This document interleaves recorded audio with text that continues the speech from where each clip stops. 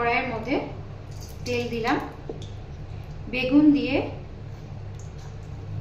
ইলিশ মাছের ঝোল করছি। প্রথমে বেগুনটাকে তেলের মধ্যে ভেজে নিচ্ছি। বেগুনটাকে এরকম ভেজে নিয়েছি হালকা করে। এরপর কালো জিরে তেলের মধ্যে আর কাঁচা লঙ্কা দিয়ে দিলাম, যে যেরকম ঝাল খাবে।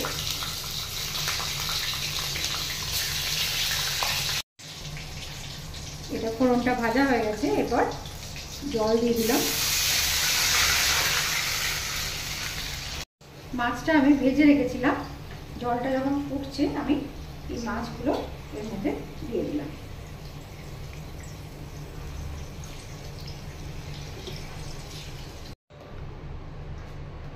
পরিমাণ মতো লবণ দিয়ে দিলাম, একটু তিখা লাল পাউডার, চিলি পাউডার দিলাম। বেগুনটা ভেজে রেখেছি ওটা দিয়ে দিলাম। এবার একটু ঢেকে আমি এটা ফুটতে দেব, তারপর ফিরে আসছে আবার। এটা হয়ে গেছে। বেগুন দিয়ে কালো জিরে কাঁচা লঙ্কা দিয়ে ইলিশ মাছের ঝোল, একটু সর্ষের তেল কাঁচা দিয়ে দিলাম।